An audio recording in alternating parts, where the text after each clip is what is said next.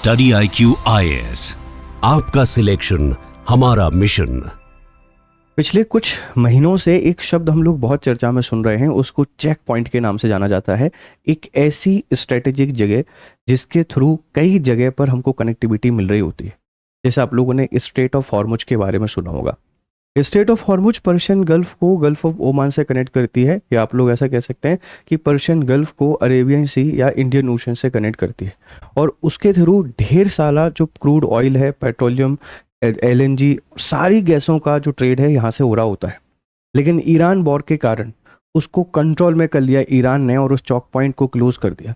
उसके कारण पूरी दुनिया में सप्लाई चेन का क्राइसिस देखने को मिला और उसके परिणाम अभी भी हमको देखने को मिल रहे हैं। इसी तरीके से भारत का एक बहुत इंपॉर्टेंट चेक पॉइंट है जो भारत के लिए स्ट्रेटेजिक दृष्टि से बहुत ही इंपॉर्टेंट है। चाइना, बांग्लादेश, नेपाल के ट्राई जंक्शन पर आपको ये देखने को मिलेगा और भारत के लिए इतना इम्पॉर्टेंट है क्योंकि north east part of India जो मेनलैंड ऑफ इंडिया है इससे कनेक्टेड है इसी के थ्रू, जिसे आप लोग चिकन नेक के नाम से जानते हैं या सिलीगुड़ी कॉरिडोर के नाम से जानते हैं। अभी जो पूरा का पूरा एरिया है वेस्ट बंगाल, स्टेट ऑफ वेस्ट बंगाल के अंतर्गत आता है और यहाँ के प्रशासन को लेकर वेस्ट बंगाल और सेंटर के बीच में हमने कई बार यहाँ पर डिस्प्यूट देखे हैं। लेकिन रिसेंटली सरकार बदली, सेंटर और स्टेट में दोनों जगह एक ही सरकार है। तो यहाँ की जो स्टेट गवर्नमेंट है इस पर्टिकुलर एरिया को एडमिनिस्ट्रेशन के लिए या यहाँ पर एडमिनिस्ट्रेटिव जो कंट्रोल है वो सेंट्रल गवर्नमेंट को दे दिया है। तो खबरें चलने लगी हैं कि क्या चिकन नेक भारत का एक नया केंद्र शासित प्रदेश बनेगा, क्या ये बन सकता है और इसकी इम्पोर्टेंस क्या है और जो केंद्र शासित प्रदेश बनते हैं उनकी बनने की शर्तें क्या होती हैं। चलिए इनको समझने की कोशिश करते हैं। बहुत इंपॉर्टेंट टॉपिक है आपकी यूपीएससी की जर्नी के हिसाब से। आप इसको ज्योग्राफी वाले सेगमेंट में और इसी के साथ में एडमिनिस्ट्रेशन वाले टॉपिक में कहीं भी इसको ऐड कर सकते हैं।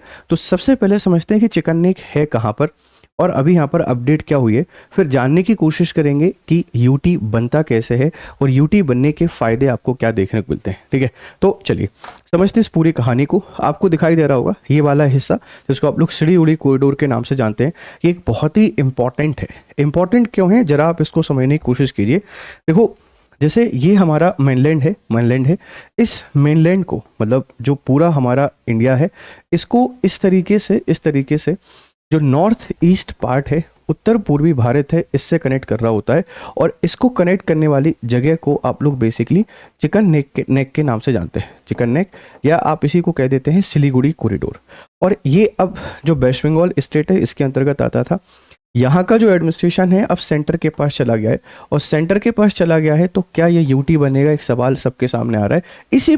इसी पूरी कहानी को एनालिसिस करेंगे और समझाने की कोशिश करेंगे यूटी बनते कैसे हैं, इसका फ़ायदा आपको क्या देखने को मिलेगा। ठीक है भाई, चलिए देखो तो न्यूज़ क्या है, पहले आप इसको यहाँ पे थोड़ा सा देख लीजिए कि व्हाट इज़ न्यूज़ बेटा क्या है, ज़रा इसको देख लीजिए कि ये हिस्सा आपको दिखाई दे रहा है, this is the Siliguri corridor और यहाँ से बहुत सारे आपको नेशनल हाईवे जाते हुए दिखाई देंगे और ये हमारा जो मेनलैंड ऑफ इंडिया है इससे कनेक्टिविटी प्रोवाइड करा रहा है हमारे नॉर्थ ईस्ट के सारे जो स्टेट हैं, इन सारे के सारे स्टेट से।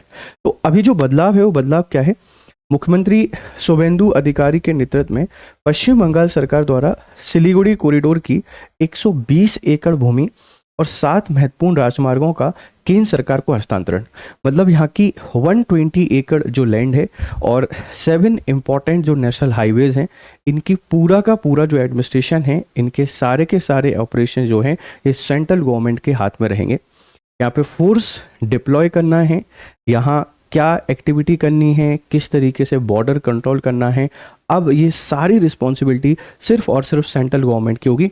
मतलब आप लोग कह सकते हैं कि एक टेरिटरी जो वेस्ट बंगाल स्टेट में है govern by the central government, और कोई भी टेरिटरी जो गवर्न की जाती है सेंट्रल गवर्नमेंट के द्वारा वह यूटी बन जाती है। तो क्या ये नेक्स्ट यूटी होगा, इसको भी आपसे चर्चा करेंगे। ठीक है, अब देखो राजनीतिक संकल्प क्या है। राज्य और केंद्र के बीच में लंबे समय से चले आ रहे गतिरोध की समाप्ति यहाँ पर हो गई है और पूर्ण संघीय नियंत्रण, अब रखरखाव, सुरक्षा, विकास और संचालन का पूर्ण संघीय फेडरल नियंत्रण आपको यहाँ पर देखने को मिलेगा। मतलब पूरा का पूरा जो कंट्रोल है अब संघ सरकार का होगा, जो भी राज्य सरकार का था। और इसको लेकर सेंट्रल गवर्नमेंट हमेशा परेशान भी रहती थी। क्यों परेशान रहती थी सर, सेंट्रल गवर्नमेंट क्यों परेशान है? बेटा इसके पीछे की वजह समझने की कोशिश कीजिए कि हमारा जो सिलीगुड़ी कॉरिडोर है ये इतना इम्पॉर्टेंट है। आप देख सकते हैं कि यहाँ एक तरफ आपको नेपाल देखने को मिलेगा, भूटान देखने को मिलेगा, ठीक है, इधर से चाइना और इधर बांग्लादेश। ये बहुत इम्पॉर्टेंट है और इसके थ्रू अगर इसको कोई कट कर देता है तो जो हमारे नॉर्थ ईस्ट के स्टेट हैं ये पूरे तरीके से अलग हो जाएंगे, पूरे तरीके से कट जाएंगे भारत से। और चाइना की हमेशा से कोशिश रहती है यहाँ किसी भी तरीके का डिस्टरबेंस क्रिएट करते रहे। तो अब बहुत ज़्यादा संभावना है कि यहाँ होने वाले जो थ्रेट हैं उन थ्रेटों को बेहतर तरीके से काउंटर कर पाएंगे। बहुत अच्छे तरीके से यहाँ पे हम सिक्योरिटी फोर्सेस को डिप्लॉय करेंगे और ये जो स्ट्रेटेजिक इंपॉर्टेंस की लोकेशन है और स्ट्रेटेजिक तरीके से यहाँ पे हम एडमिनिस्ट्रेशन करेंगे और होने वाले किसी भी तरीके की थ्रेट की जगह चाइना के लिए एक थ्रेट क्रिएट कर सकते हैं, बांग्लादेश में जो इंसर्जेंसीज चल रही होती हैं उनके लिए थ्रेट क्रिएट कर सकते हैं। और आपने देखा होगा कि जो China near by the Bhutan और नेपाल बॉर्डर पे कुछ भी कर रहा होता है वहाँ बहुत अच्छे तरीके से हम यहाँ पर नज़र रख सकते हैं। तो एक बहुत स्ट्रेटेजिक लोकेशन हो जाएगी भारत सरकार के लिए या इंडिया के लिए। ठीक है भाई, चलिए अब देखो ये वाला जो हिस्सा है ना, ये वाला हिस्सा, जैसे ये हमारा मेन पार्ट है, ठीक है, this is our main part और this is our most important north east. और आप सबको पता है कि इस नॉर्थ ईस्ट के को लेकर हमेशा चाइना की फोकस यही रहता है कि यहाँ किसी भी तरीके की इंसर्जेंसी क्रिएट की जाए, यहाँ के लोगों को कैसे भी करके भड़काया जाए और इसको भारत से अलग कराया जाए। तो हम बात कर रहे हैं इसके बारे में, this is our chicken neck, है ना। अब देखो इसको चिकन नेक क्यों कहते हैं, इसके पीछे की वजह भी आपको दिखाई दे रही होगी, क्योंकि जिस तरीके से हमारा जो चिकन होता है उसी के शेप में ये जगह आपको दिखाई दे रही है, दैट्स वाई। बट बेसिकली इसका जो नाम हो गया है ना बेटा, वो क्या है, वह सिलीगुड़ी कॉरिडोर है। ये सिलीगुड़ी कॉरिडोर के नाम से जाना जाता है, ध्यान रखिएगा, ठीक है। लंबाई यह मात्र 60 किलोमीटर लंबा है और केवल 20 से 22 किलोमीटर आपके पास चौड़ा है, इस बात को ध्यान रखना, ठीक है। तो सबसे सक्रिय चौड़ाई आपको 20 से 22 किलोमीटर, मतलब हम लोग कह सकते हैं ये बहुत ही थिन आपको दिखाई देता है जो कनेक्टिविटी प्रोवाइड करा रहा है। ये सकरा मार्ग मुख्य भूमि भारत को 8 पूर्वोत्तर राज्यों से जोड़ने वाली एकमात्र भौतिक कड़ी, फिजिकल लिंक है। जैसे हम वेस्ट बंगाल के थ्रू यहाँ से समुद्री रास्ते से कनेक्टिविटी प्रोवाइड करने की कोशिश कर रहे हैं, ठीक है, लेकिन जो फिजिकल कनेक्टिविटी की बात करेंगे वो फिजिकल कनेक्टिविटी आपको यहीं से मिलती है, इस बात को ध्यान रखना। दैट्स वाई स्ट्रेटेजिक दृष्टि से ही बहुत इंपॉर्टेंट है। यहाँ हम किसी भी तरीके की कोई भी इंसर्जेंसी एक्सेप्ट नहीं कर सकते क्योंकि हमारा हर एक हिस्सा बहुत इंपॉर्टेंट है।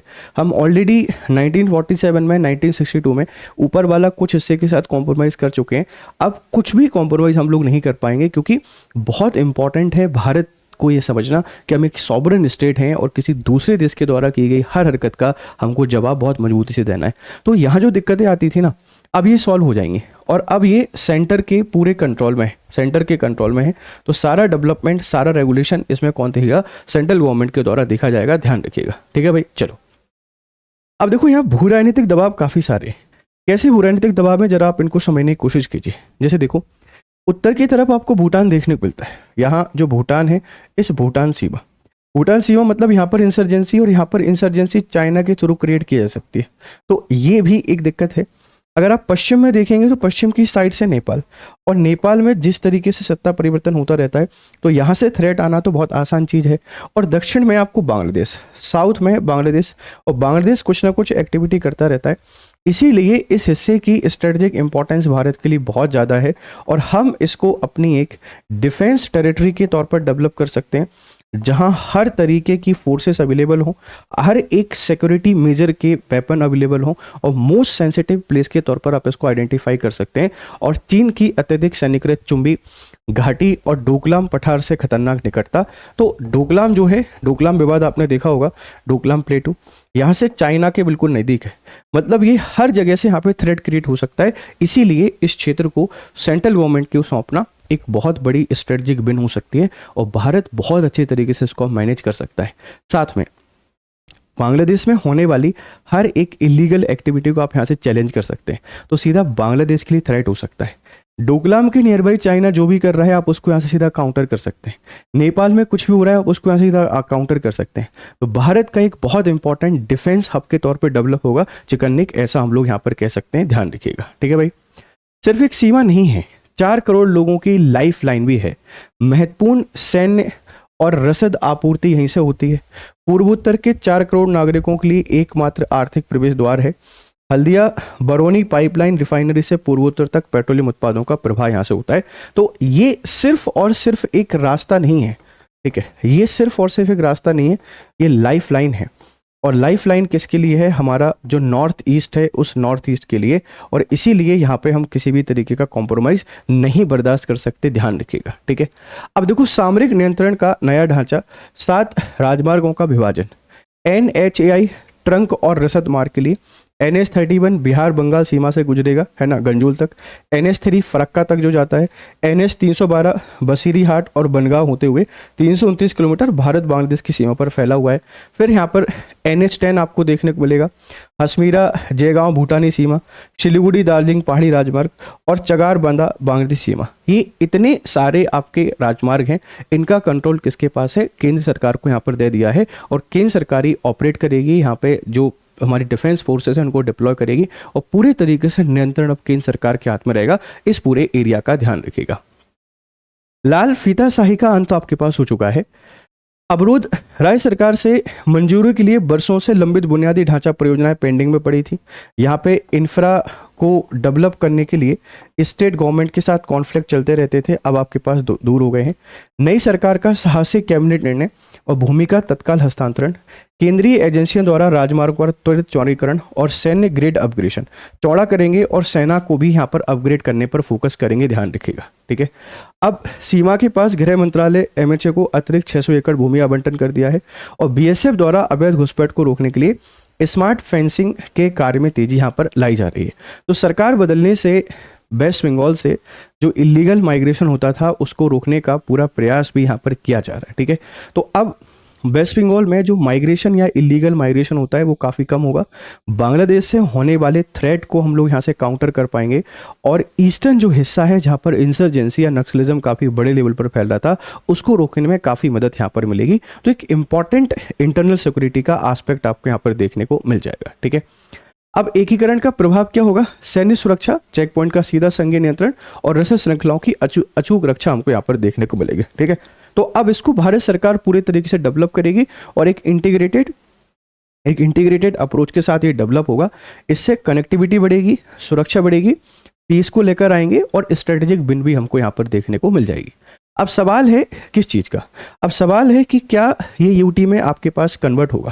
देखो बेटा, यूटी की जब भी आपसे कोई बात करता है यूनियन टेरिटरी की, तो आप लोग देखेंगे कि भारत के संविधान का एक आर्टिकल हमको देखने को मिलता है, आर्टिकल 3, और आर्टिकल 3 में यहाँ पे बहुत अच्छे तरीके से लिखा हुआ है कि कोई भी जो स्टेट है इस स्टेट के नेम आपके पास हो, नेम, ठीक है, नेम, बाउंड्री, इनमें किसी भी तरीके का ऑल्ट्रेशन करना हो, किसी तरीके का परमिशन मतलब चेंजेस करने हो, तो कौन कर सकता है? संसद कर सकती है। मतलब क्या है? मतलब ये है कि अगर आवश्यकता लगेगी तो आने वाले समय में हम लोग देखेंगे कि जो चिकन नेक है, ये चिकन नेक भारत का एक नए यूटी के तौर पर देखने को मिलेगा, और बहुत लंबा शायद इसके लिए वेट आपको नहीं करना पड़े।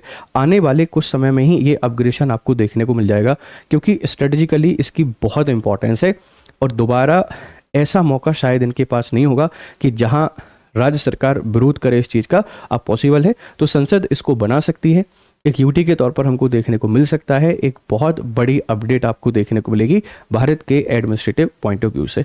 उम्मीद है आपको पूरी कहानी यहाँ पे पसंद आई होगी, और आप बेहतर तरीके से इस बात को समझ पाए होंगे, ठीक है। अब आप लोग यूपीएससी की तैयारी कर रहे हैं तो आपके लिए इंपॉर्टेंट अपडेट है, और इम्पॉर्टेंट अपडेट क्या है? देखो, जैसे आप अगर यूपीएससी की तैयारी कर रहे हैं तो थोड़े हमारे गूगल महाराज ओपन होने में कभी कभी टाइम ले लेते हैं। ये ओपन हो गए, अब 10-12 टैब ओपन होंगी इनकी, ठीक है। तो आप यूपीएससी की तैयारी कर रहे हैं, गूगल पे जाइए, स्टडी IQ टाइप कीजिए, और यहाँ आने के बाद आप लोग देखेंगे स्टडी IQ, और ये पहली वेबसाइट पे क्लिक कीजिए। पहली वेबसाइट पे आने के बाद आपको होम पेज दिखाई देगा, हमारे फाउंडेशन कोर्सेज यूपीएससी हिंदी पे क्लिक कीजिए। ये प्रतिज्ञा 2027, निर्माण 2028 और निर्माण 2029, ये ढेर सारे कोर्सेज यहाँ पे इनमें एनरोल कर सकते हैं, बेहतर तरीके से पढ़ाई कर सकते हैं। चलिए फिर मिलते हैं क्लासेस में, तब तक खुश रहें, मस्त रहें। Have nice time, good day to all. Study IQ IAS, आपका सिलेक्शन हमारा मिशन।